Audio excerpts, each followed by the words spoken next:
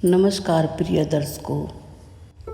अगर आप अपनी मंजिल का रास्ता दूसरों से पूछोगे तो ज़रूर भटक जाओगे, क्योंकि अपनी मंजिल की अहमियत आप ही जानते हैं, कोई दूसरा नहीं। श्री कृष्ण जी कहते हैं कि मुसीबतों से भागना नई मुसीबतों को निमंत्रण देने के समान है। अगर आप समय पर अपनी गलती को स्वीकार नहीं करते तो आप एक और गलती करते हो। आप अपनी गलती से तभी सीख ले सकते हो जब आप अपनी गलती को स्वीकार करते हो। आप हमारे चैनल को सब्सक्राइब करें, वीडियो को लाइक करें और कमेंट में अपनी राय जरूर दें। सत्य को अपने लिए रखना, प्रेम दूसरों के लिए, करुणा सबके लिए, यही जीवन का व्याकरण है। लंबा धागा और लंबी जुबान केवल समस्या ही पैदा करती है, इसीलिए धागे को लपेट कर रखें और जुबान को समेट कर रखें।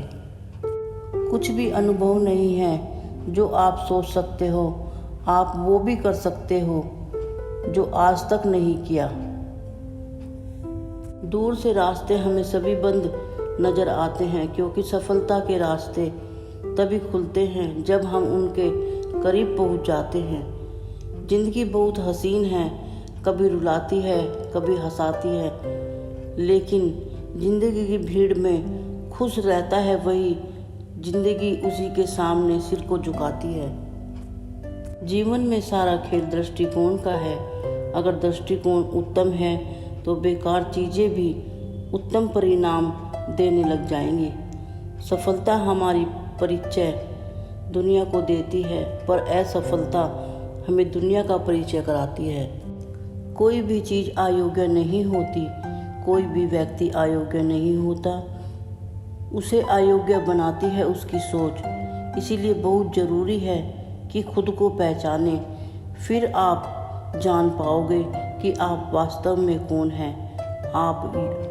यही सोच आपको योग्य बनाती है।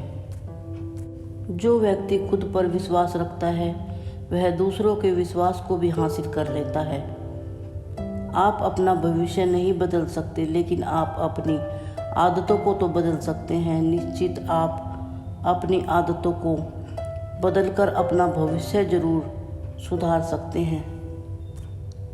सत्य है कि जीवन और मृत्यु अटल है, पर एक सत्य और भी है कि मृत्यु सभी को आती है, पर जीवन जीना सभी को नहीं आता। मजाक और पैसा सोच समझकर उठाना चाहिए, क्योंकि संघर्ष ही जीवन है। इससे डरना नहीं चाहिए, बल्कि इससे लड़ना सीखो। एक बार नींद टूटेगी तो चलेगा, लेकिन सपनों को कभी टूटने मत दो। विश्वास में वो शक्ति है जो उजड़ी हुई दुनिया में प्रकाश ला सकती है। विश्वास तो पत्थर को भी भगवान बना देता है, पर हमारा विश्वास भगवान के बनाए हुए इंसान को पत्थर दिल बना देता है। जीवन में 10% लोग ही कुछ कर सकते हैं, लेकिन 90% अपनी प्रतिक्रिया पर निर्भर रहता है। इसीलिए सही प्रतिक्रिया उस पर छोड़ दो जो आपके लिए ज़्यादा ज़रूरी है। कुछ लोग कहते हैं अच्छाई के मार्ग पर बहुत कठिनाइयाँ होती हैं, तो हम अच्छे क्यों बने? जबकि बुरे लोग हमेशा सुखी रहते हैं, तो हम बुरे क्यों ना बने? अच्छे इसीलिए बने क्योंकि अच्छे व्यक्ति का हृदय शांत रहता है, जबकि बुरे लोगों का हृदय अशांत रहता है। इसीलिए अच्छे बनो।